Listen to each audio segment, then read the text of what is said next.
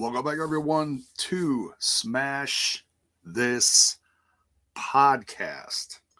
Well, hot damn, it's been a minute.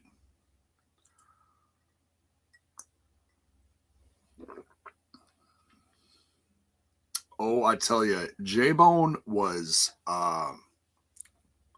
still is. I'm not 100% by any means. But I'm certainly better than I was a couple weeks ago. January was rough for the Bone Man. We're trying to get back into the swing of things. I'm very excited about later tonight. Not that I want to, poo-poo on my own show, but we're very excited. If you follow me over on Total Nonstop Impact for the live reaction and reviews that we do for Impact Wrestling on Thursdays. Today's Thursday? Today's Thursday. Need more coffee, folks. Bear with me. We're going to have a special guest on tonight, which reminds me, I got to connect with him later.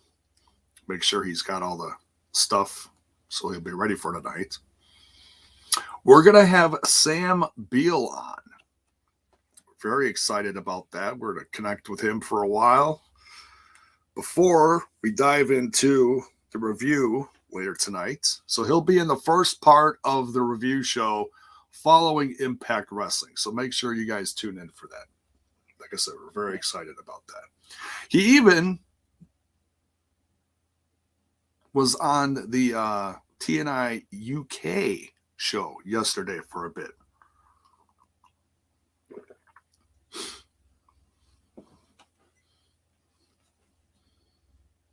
The pimp of permification, or whatever, it's all about the permification. So, it should be a lot of fun. Make sure you stop by tonight. Before we dive into the news and this review of last night's AEW Dynamite on TBS, make sure you smash that like button, smash that sub button, ring that bell for notifications. If you want to help support the show, get yourself some new merch. There are new items that I think some of you might be interested in. That link is in the description. Folks, one of the reasons why I changed merch shops a while back is because the wrestling fan, Mark, whatever you want to call, in me was excited to see not all merchandise store shops, whatever you want to call them, provide such items like this. Ladies and gentlemen, they were out of stock for a while, but they have a new distributor with some new merch supplying this. You ready for this? I'm very excited about this. Ladies and gentlemen, we've got fanny packs back in the merch shop. Along with several other new items. So if you're a wrestling fan and you like collecting fanny packs or just using fanny packs, because, that's like a thing, we finally have those back. And they are also in the Total Nonstop Impact Spreadshirt shop as well. So if you have that link, whatever, it's all love, no matter where you want to get it from. There you go. Several different logos. You can get, customized place on there. Make them big, make them small, whatever you want to do with them. So there you go. There's also some great, and I don't know if this is like a thing. Thank you for the super sticker, Brian. Much love, man.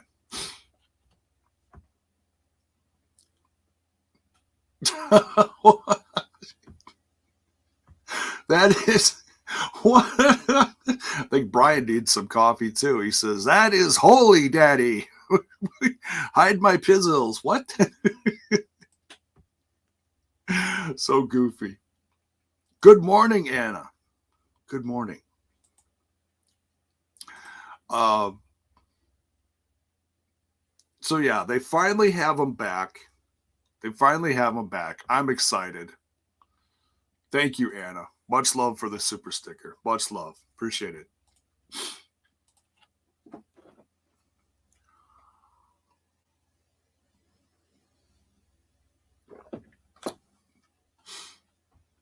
That you meant to type awesome. So the way you meant to say that is awesome, Daddy. Yeah, that's exactly. So okay, so I don't know if this is a thing. Some people like to buy particular types of merch when they're wearing it. Some don't care. They just get the cheapest Hanes t-shirt, get their favorite logos stuck on it, whatever it was. A good afternoon. And hey, Courtney, what's up? So there's new merch in there with they're organic. So I don't know if that's a thing. I guess it is a thing, depending on what kind of merch you like to buy, wear, support, whatever. I don't know if that's like a vegan thing. I don't know. I'm not going to judge it. I'm whatever. But there is new organic hoodies and tees in both shops. So there you go. Oh, okay, Courtney. Well, have a lovely dentist appointment.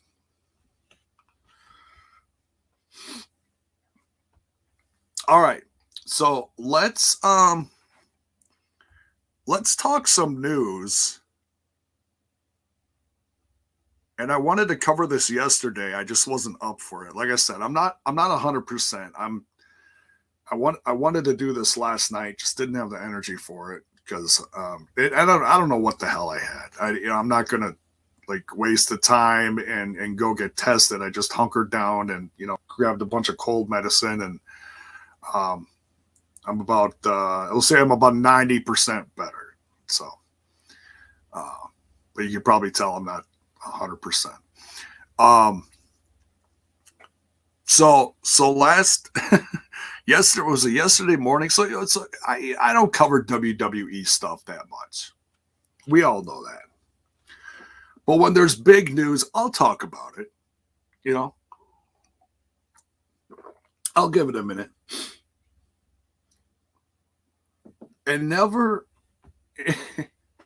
this is 2022, and 2022 is already pretty rad for wrestling fans because there's all sorts of weird stuff happening. Magical doors opening up, different people showing up, free agencies running wild, brother. All this stuff. Apparently, someone else who is now on the free agency market is Shane McMahon. Shane McMahon was quietly let go on Monday or Tuesday or whatever it was. Following the Royal Rumble because of complications with a bunny or something. I don't know. I didn't look at all the details. I don't really care. I just think the headline itself is very telling. Like, wow, really? He fired his own kid? Unbelievable. Out of all the free agents out there, you wouldn't think Shane McMahon's one of them. Now, am I going to entertain this like some other people are doing on the internet? Like, is he going to show up in the Impact Zone? Is Shane McMahon going to partner up with Tony Khan, the big TK? Is he going to show up in New Japan? No, I'm not going to entertain any of that. I'm not. It's could it happen? I guess you never say never, but am I going to overthink this and fantasy book something? No, absolutely not. But I know there's plenty of other fans out there that will. So, talk amongst yourselves. If you want to see him show up someplace, fantasy book it, put in the comments. I don't care. I'll just, point and giggle. No, I'm kidding.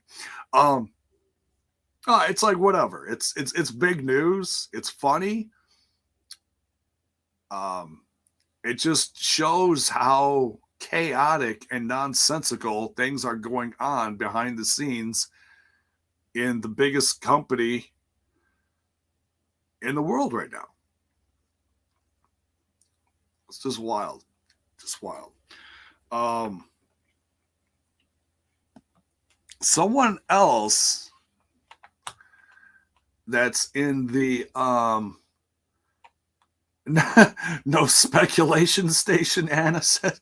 No, I'm not going to speculate anything. No, because I look at it like this. If he wants to come back, he'll come back.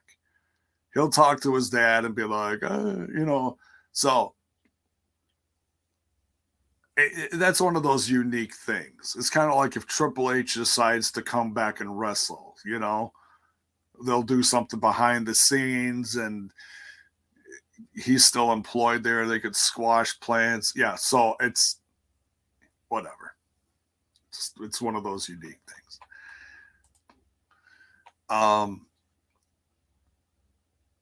I saw that Juice. I don't know how much this is getting covered. I haven't seen too many people talk about this, so I'll cover it. One person that's been very popular, at least in my surrounding crew, and we've put him over plenty. We love him. I love him. Mr. Juice Robinson. Now, supposedly formerly of New Japan Pro Wrestling. Apparently, he's a free agent. And there was some other stuff in the news yesterday about Chase Owens, who's also in the Biz Cliz, the Bullet Club. Apparently, he resigned for a long time. And I mean, long time. He got like a new 5-year contract. It's like, oh my goodness. But hey, you know what that is? 2 words: job security. Don't knock it. If they're happy with what he's doing, if he's happy being there and what he's getting paid or whatever, God bless him, But I think he's been mostly in Japan. I don't think he's been in the States much. That's not to say I couldn't change. But back to Juice. I'm pretty excited for Juice. Now, I noticed that New Japan just started advertising a show for Chicago at the Odeum. Now, it's unique because the Odeum is where I saw Bound for Glory, and Trent was there. That's actually the first time I met Trent. It's actually the first time I met Bill, too. And this is prior to when Bill became part of the show. But unique place, just smaller style auditorium, arena, whatever you want to call it. But apparently they're closing their doors in May. So the New Japan show in April is going to be one of the last shows there ever. Part of me really wants to go, but part of me, just because of how everything is going on still, numbers are just insane. I'm like, I might have to pass. But we'll see how things are in a few months. I imagine it's going to sell out quick, though, because that's a pretty hot market for wrestling, and especially if New Japan's never been there before, people are going to jump on it. Juice is advertised for that show. Now, this is wrestling. I don't want to overthink this. I'm sure he'll be a part of it one way or another. They always say card subject to change. So, but I would love to see him become. To Love Impact says, I'm going, J-Bone. Awesome, man. Awesome. Hey, take me with you.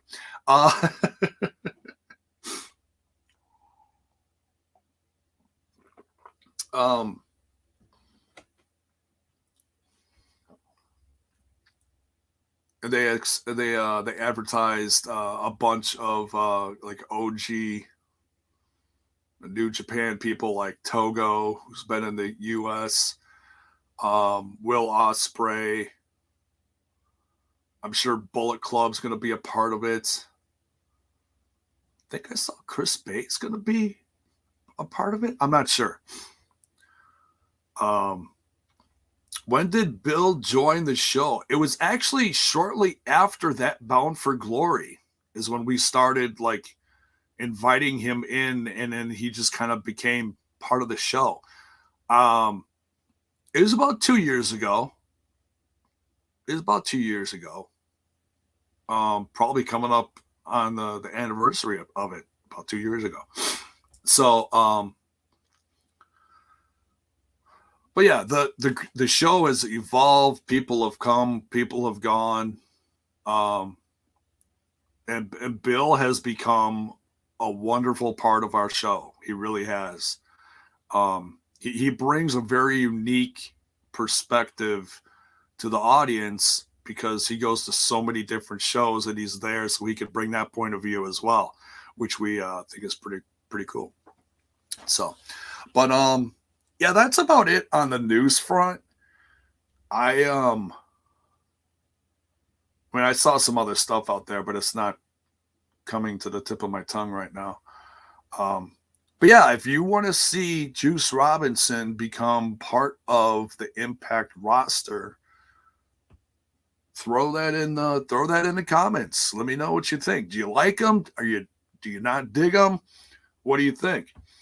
Thanks for the bits, Punk. Thank you. Much love, brother.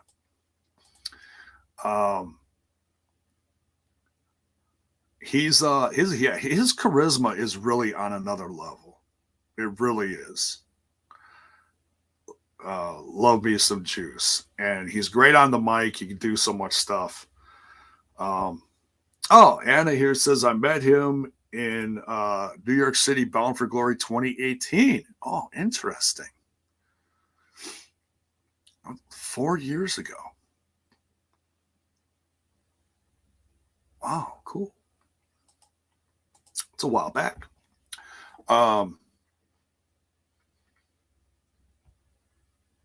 So yeah, I can't think of nothing else I was going to really discuss as far as news. Let's dive into last night's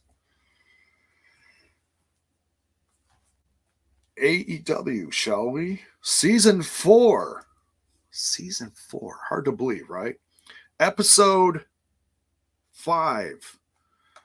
Now, this is really interesting right here. See, I ate dinner last night, and then I took about a 2-hour nap because I guess I'm just getting old now, and well, I haven't been 100%, so that's part of my body just healing too, I guess. But I ate myself a big ass dinner. Took a big old foodie nap, and oh boy, the kitties are crying. Took a nap, woke up, and I was like, crap, I need to turn on my AEW Dynamite. So I grabbed my notebook, I turned it on, and I see Mox come out. And at this point, the only thing I've heard is that he's facing Brian Kendrick. And right before I had dinner, I started to see a couple controversial things pop up here and there. Didn't really see a lot of details. I saw a clip or two. And I was like, well, that's interesting. I wonder if that's going to affect tonight's show. But I really didn't think about it. I turned on the show. I started it like a half hour, 45 minutes late. So, no spoilers to myself. I left my phone alone, turned it on, playing it. And out come, they play the Orange Cassidy Best Friends music. And I'm like, oh, that's interesting. Is Brian Kendrick joining the Best Friends? And out comes Orange Cassidy, and out comes Danhausen, and out comes Wheeler Yuta. And on the lower third it says, Yuta, and I'm like, well, that's not Brian Kendrick. Well, like I said, card subject to change. So Wheeler Yuta comes out, and there's absolutely zero, and I mean zero mention, as far as I can tell, of Brian Kendrick. like, oh, we were gonna have him on, and then whatever, he got hit with a snowball or something. No, nothing, absolutely nothing, no mention whatsoever. So, and that was probably smart on AEW's part. And then the more I looked into it,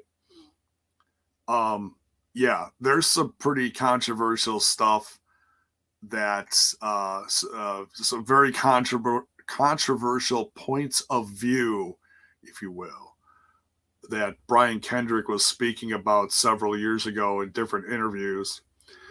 And I had no idea about this. Like, I don't know why this had been kept hidden for like a decade or whatever it was. How he even got a job in the E and was like hidden away in there for so long and had these points of views out there. It's so weird how stuff. I'm not trying to defend him. Please, it's not.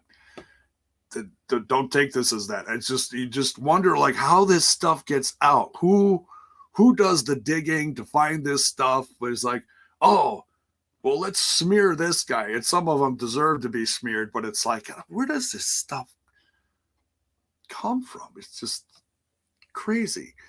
But nonetheless, he's not a part of the show. He said some very horrible things about the Holocaust or whatever it was. Yeah, I'm seeing a lot of love for Brian Kendrick in the comments here. I mean that sarcastically. So Wheeler Yuta has a match with Jon Moxley, and it just felt weird because it's like, wait, why is he there? Okay, whatever. But it was an okay match. It was all right. What's up, Jamie? Jamie says, I'm surprised they gave MJF and CM Punk over 30 minutes. Are you really? Are you really that surprised? I'm not. I honestly didn't think it was going to be like over 45 minutes worth of TV time, but they did give it a great amount of time, which was great to see. And I'm not going to dive too deep into this stuff just because it's the way my brain's been working lately. Street Walking Cheetah over on the Twitch there. For anyone who wants to go down the Brian Kendrick wormhole, and he put some links in there. All right.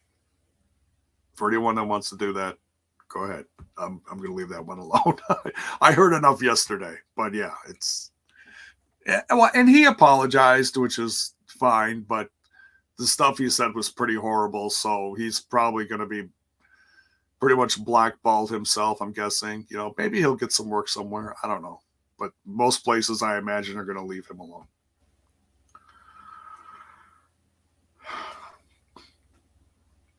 So, but yeah, Mox versus Wheeler Yuta. Mox wins. And then what people are going to remember from this, obviously, Bryan Danielson comes out as the crowd is celebrating behind Mox.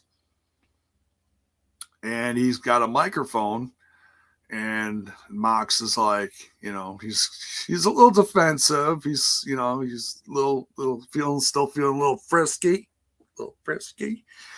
And and Mox doesn't say nothing. He just listens.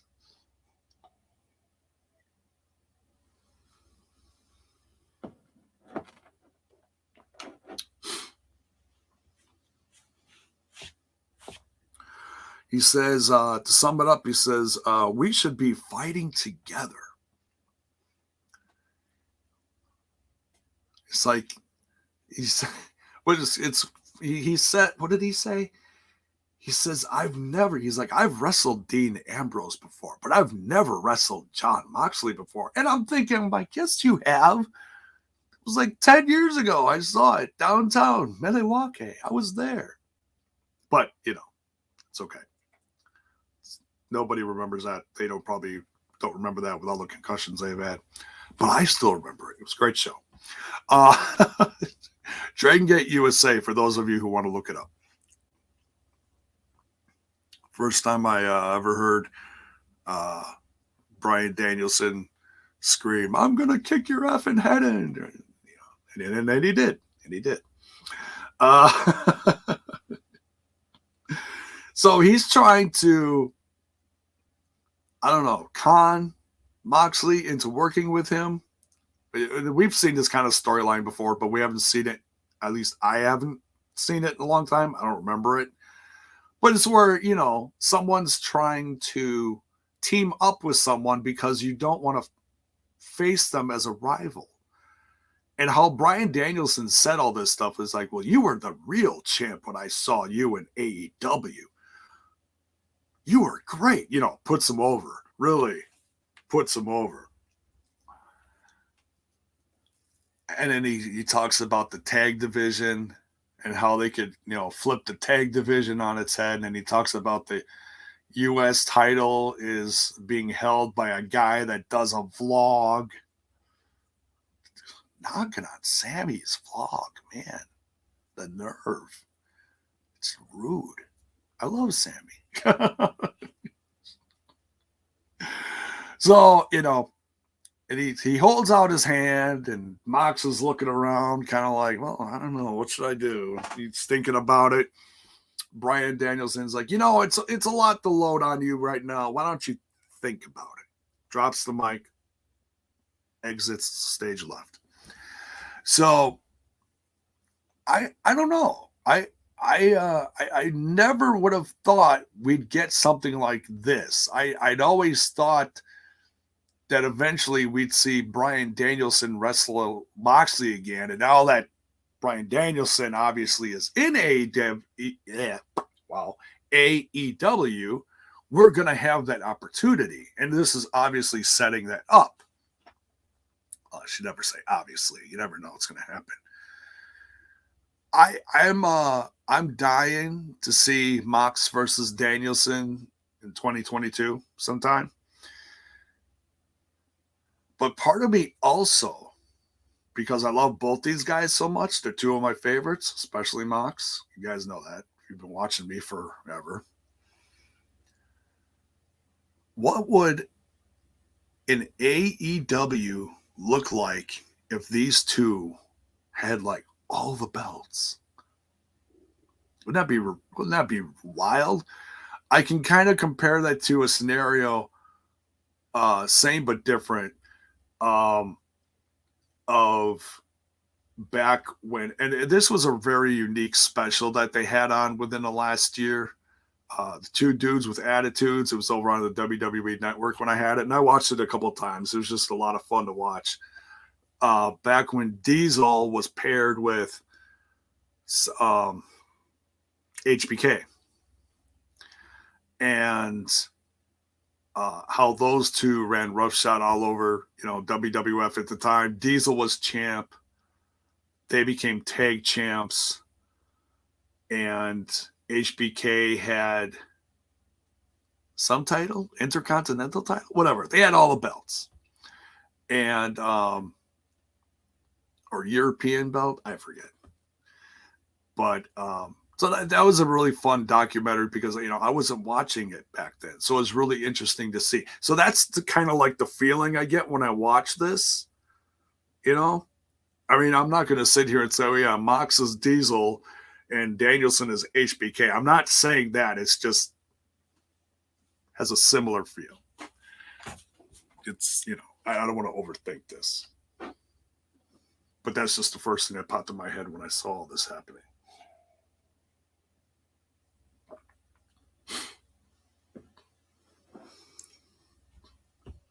Streetwalking Sheeta says,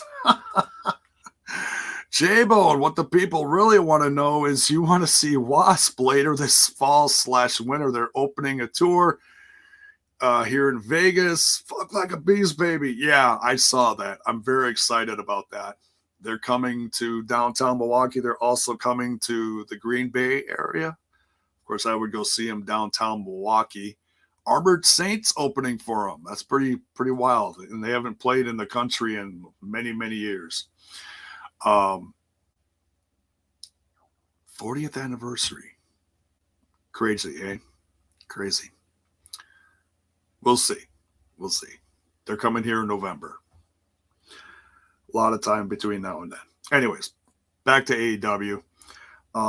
So yeah, I obviously want to see Mox wrestle Danielson, but I'm also very interested to see the conversation go back and forth between these two and see, is Mox just going to go, F you, let's fight?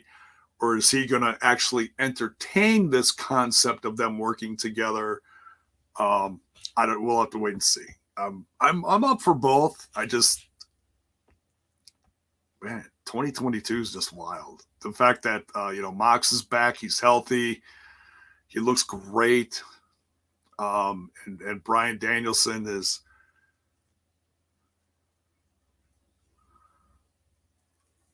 I was really curious to see what Danielson was going to do next because he was off TV for a bit. So yeah, I can't wait. Now this next part, this just has my head scratching. Totally.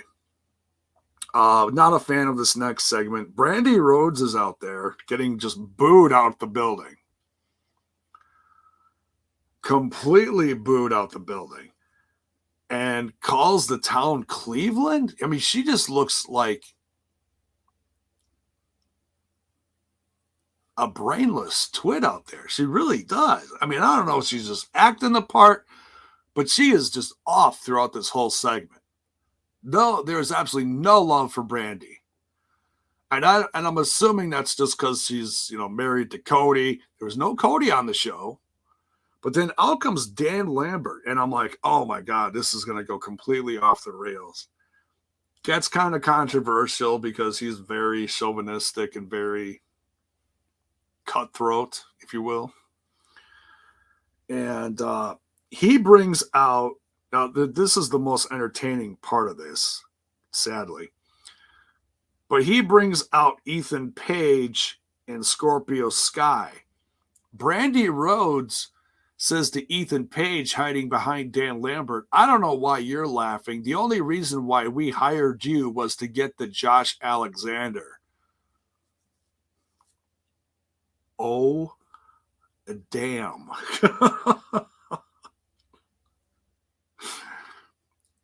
How's that working out? Now, I know some people probably are going to entertain that. I don't know if that's a hint of things to come. I have absolutely no doubt that Josh Alexander is going to stay in Impact Wrestling, and he's not going to go anywhere. I know there was a little bit of news recently that he wasn't going to be a part of some kind of tapings. I don't know exactly why. I don't remember. But I'm not going to, I'm assuming it's going to be storyline based. So, not going to overthink it.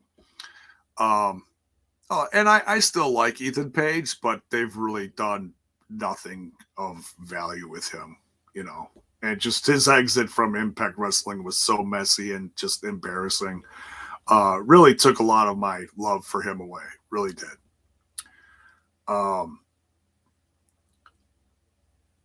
Anna says, I've been enjoying Lambert. He is enjoyable to a degree, but yeah, but I couldn't stand him in Impact Wrestling, and I actually like him more here. I'm not sure why. I don't know what it is, but I don't like the fact that he was all over this show. And so there's zero love for Brandy Rhodes already. Now there's Dan Lambert, and then he brings out Paige Van Zandt. She's an MMA fighter. I don't really know anything else beyond that, but she's part of America's Top Team, Dan Lambert's team, his squad, his stable, if you will. And I never looked at Brandy Rhodes as like a top tier women's wrestler. I know she's trying to get back to where she was before, prior to being pregnant. And I'll give her all the due credit in the world for trying to get back out there and wrestle again. And I think she's had some matches on Dark or Elevation or whatever. That's fine. I'm not going to criticize her for that. You know, I completely respect that. She was never one of my favorites, but I liked her because she was with Cody, and I still love Cody Rhodes. But do I want to see her wrestle Paige Van Zandt? Not really. That doesn't entertain me. So I don't know if they're really going to go through with this, if this is going to be something that they're going to set up for Revolution. Okay, we'll see what happens. But that really just kind of took me out of the whole thing. And the crowd just killed Brandy.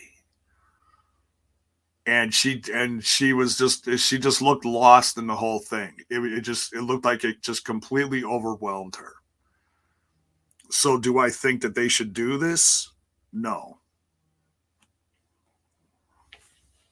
Give me just a second here.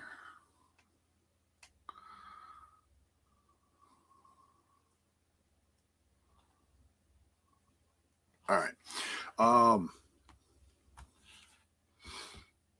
But anyways, next we've got now they advertised them as the Knights of the Black Throne, but they were saying the Kings of the Black Throne. Either way, I like that they actually came up with a name for this Malakai Black, this new faction, this new team he's slowly building.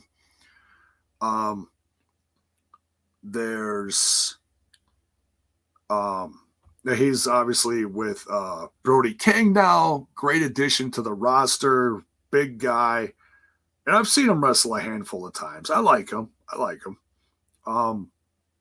He's also getting some work in New Japan lately. So he must have some kind of special contract with Tony or something, which is cool. It's cool. You know, more places you can work, the better.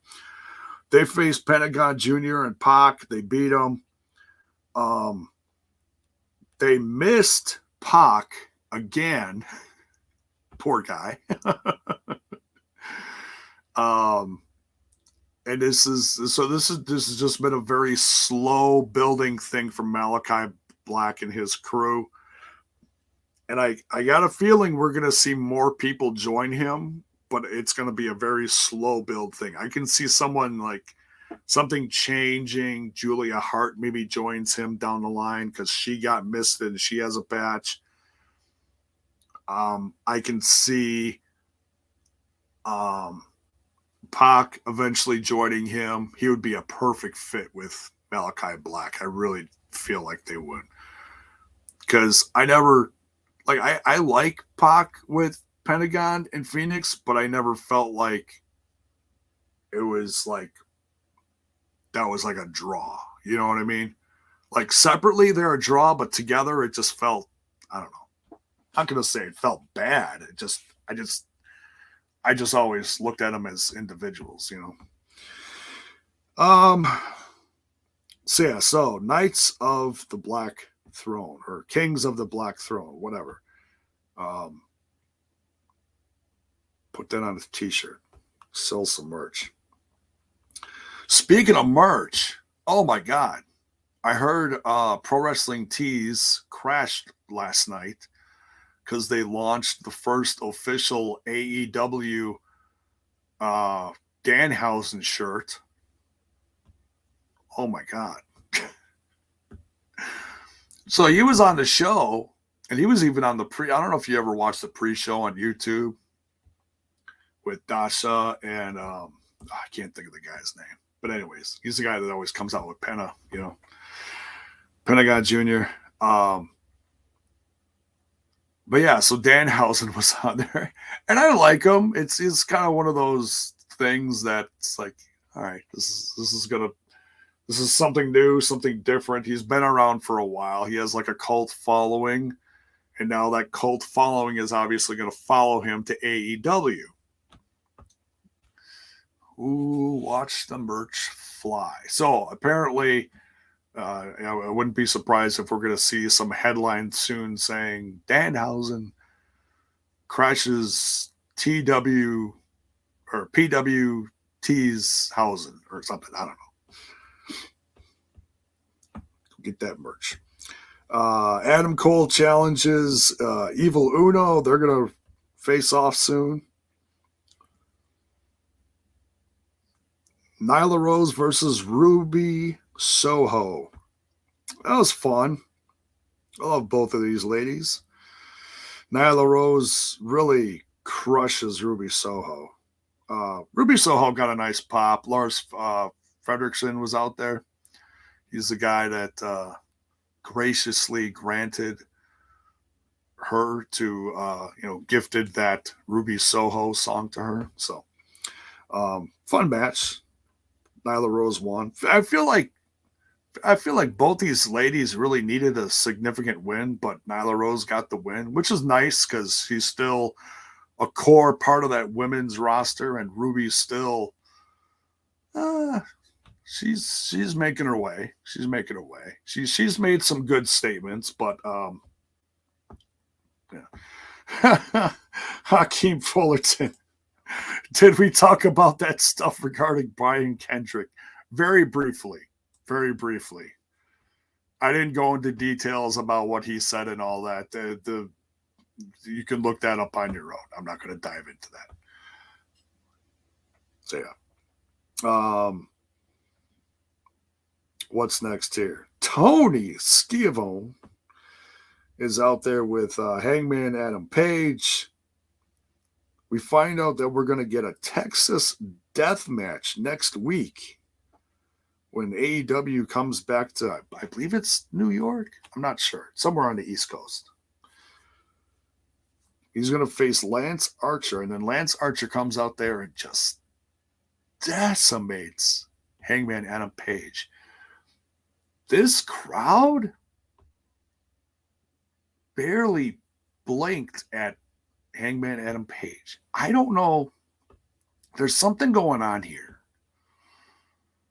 Like it felt so good to have Hangman Adam Page finally be champ. But ever since he became champ, it just, I don't know. I don't know what it is. Is it just me, or are other people feeling that it just doesn't feel, it just feels off? Something feels off about this. It doesn't feel, I'll tell you what it feels like. And this is not me it's not me hating on Hangman Adam Page. He has become one of my favorites. I love him. He is absolutely, a top tier guy. But there's so much other stuff happening on the show right now. CM Punk is very popular. Bryan Danielson is happening. Adam Cole, baby. Danhausen is there now. Danhausen is not wrestling, but he absolutely commands a presence. Oh, Atlantic City. Okay. That's still East Coast, I think. I don't know. Thank you, Anna. I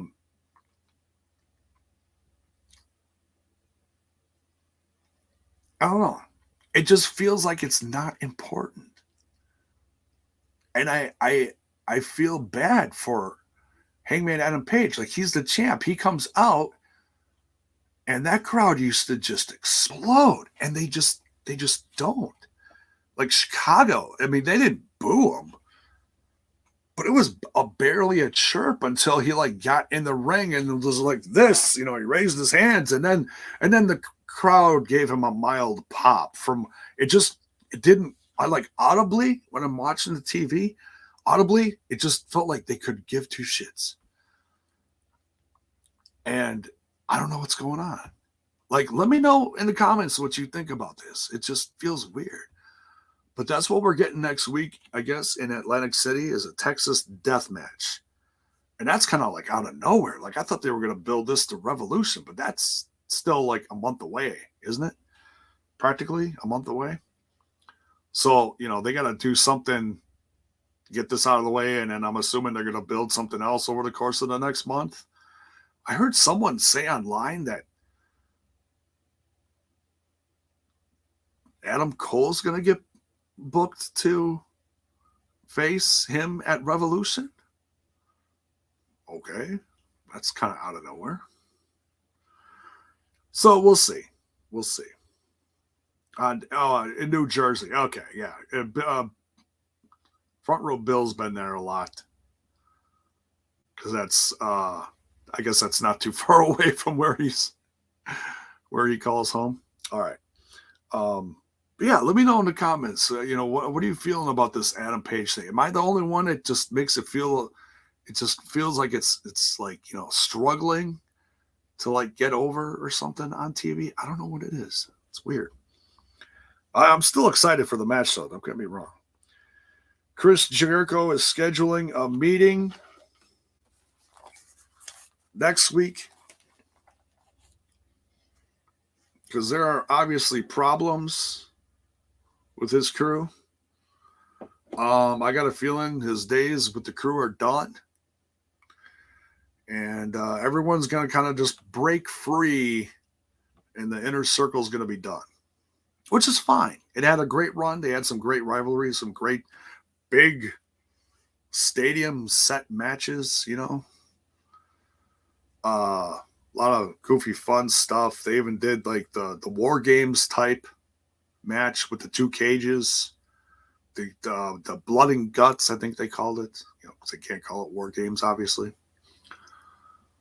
And yeah, it's been tremendous. It was something that was built in the start of the AEW when they hit TV, and that's how they ended the first episode, was all of them standing tall, and that was a lot of fun. And it's time. It's time for everyone to go their separate ways and just work on themselves. Hagar's barely around. Sammy's TV champ.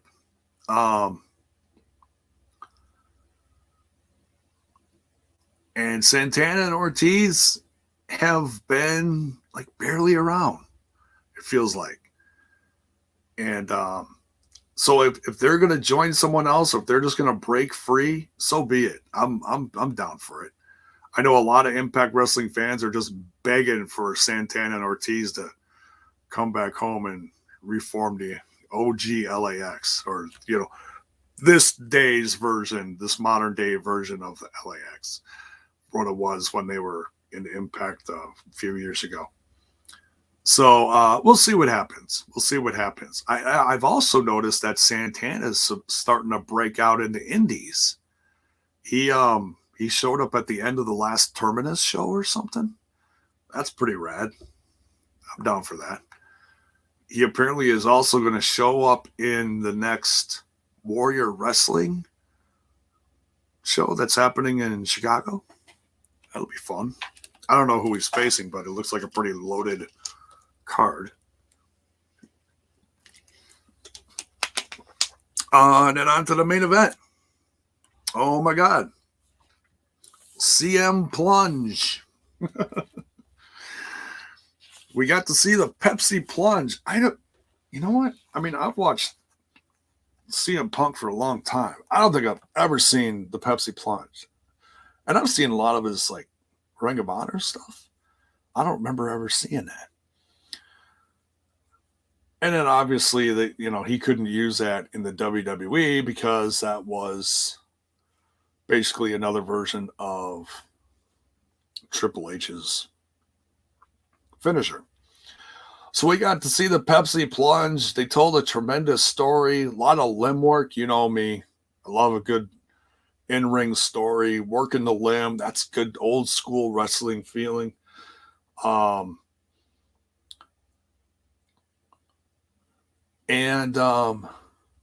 that's right. Yeah. Anna says Ben Moore with Kingston. You're talking about Santana and Ortiz. Yeah, they have been. Yeah, they're getting that connection there. Obviously, Kingston's injured right now, so when he comes back, And in fact, he might come back next week if he's up for it. And then, Kingston will form his own thing, and it'll be Kingston versus Eddie Kingston versus Chris Jericho. So that's where that's going. Thank you for reminding me of that, Anna.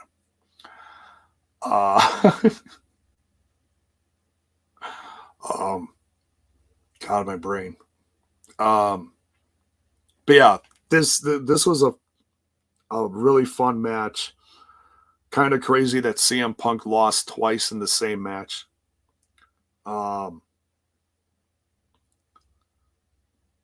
Pepsi. Anna says Pepsi Twist. Is it the Pepsi Twist? I thought it was the Pepsi Plunge. Whatever. The Pepsi Challenge. No. Have a Pepsi and a smile. Oh, wait. Wrong thing. Anyways. A lot of fun. Punk sold the hell out of everything that MJF threw at him. MJF also got his ass beat. Wardlow helped in the end, handed him the ring, took him out with the ring, rolled him up, or just covered him. Excuse me. Ref didn't see it. And MJF beat CM Punk in Chicago. This is MJF's biggest victory ever, say, I mean, opinions, whether you love CM Punk or not, this is still, in my professional podcasting opinion, MJF's biggest win. And I know I'm not going to be the only person that says that in the next week, coming days, whatever. Do I think this is over between the two? Absolutely not. I think they'll face each other again. This is also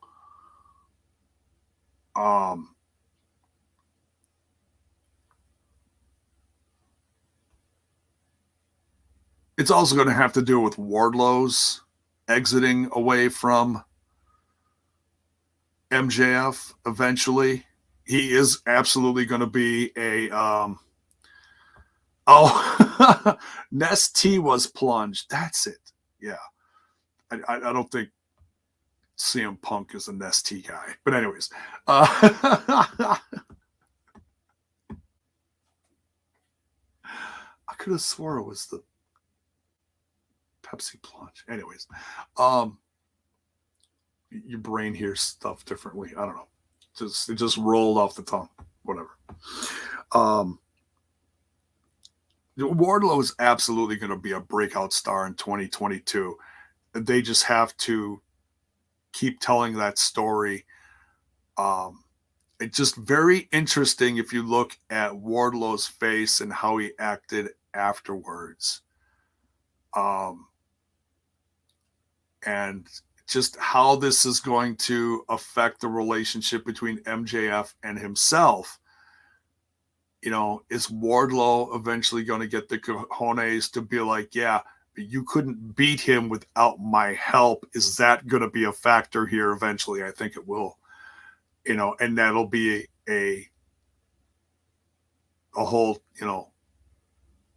thing that adds to the tension between Wardlow and MJF. Like, he's like, yeah, you've beaten all these people, but you couldn't beat them without me. And that damn ring.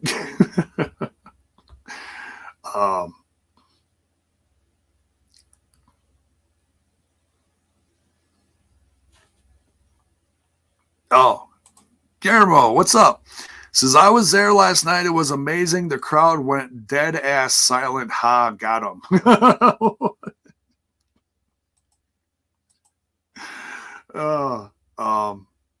Yeah.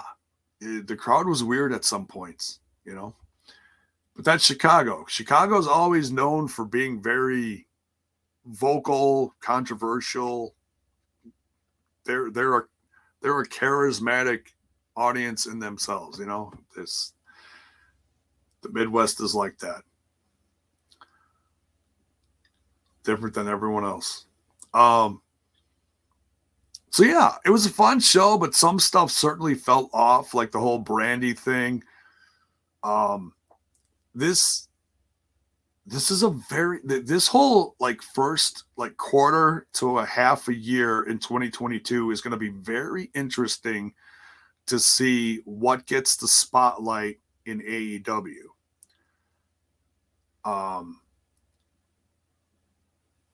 Lots of new stars, lots of new faces. You're going to see some of the old guard quietly go away. It's already starting.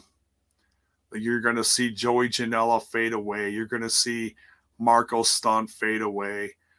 You're going to see others quietly, contracts just being not continued. I don't think you're going to see a mass firing, but you are going to see some of these people break out into the indies or go somewhere else, bigger, better, whatever. But that's just how wrestling is. That's everywhere. That's wrestling evolves all the time. Each season brings new faces, new rivalries, new stages for stars to build on. That's just how it goes. Love it or hate it. It's just the way it is. And so yeah, I'm here for it just because it's still a fun, refreshing brand to watch. Do I love all of it? No. Like I was critical of some of the things. I've talked about that, But overall, it's still very entertaining to me, and I'm here for it. I can't, it does part of me sometimes want to go watch, WWE again. Yeah, especially like this time of year. They're on the road to WrestleMania.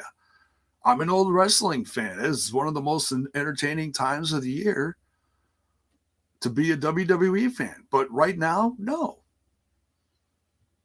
I did not hear one positive thing about that Royal Rumble that happened over the weekend. It's sad. It's absolutely sad. They are not building new stars. They had the perfect opportunity to build new stars. And they absolutely did not do that. They brought back old faces, old stars, and are trying to put that in front of the fans, saying, here, this is what you have. This is what you have to cheer. It'll be very interesting to see what happens over the next quarter, to see if fans stick around for that or not.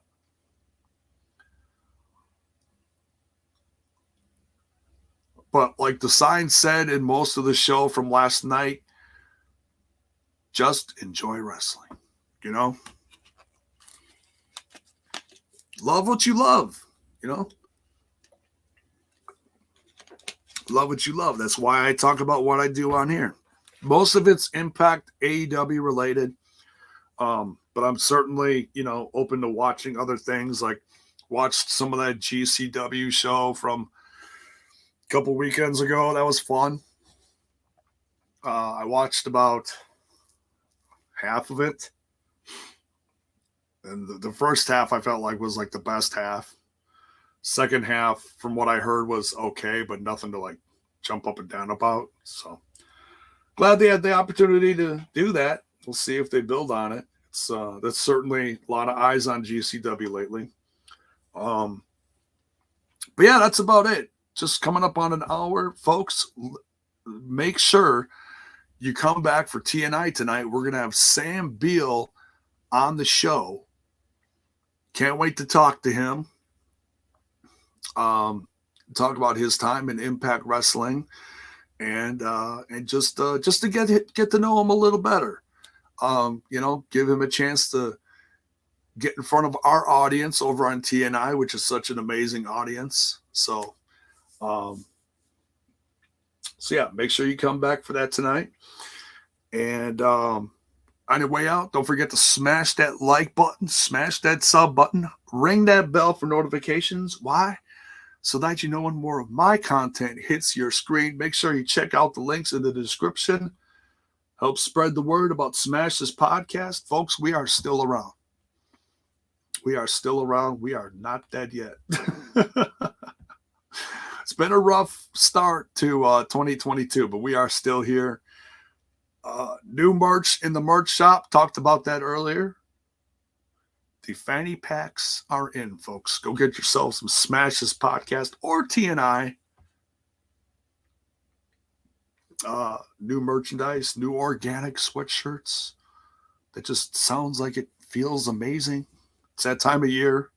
Stay warm, folks. Stay safe. Much love. And we'll see you down the road. Come back later tonight. See you then.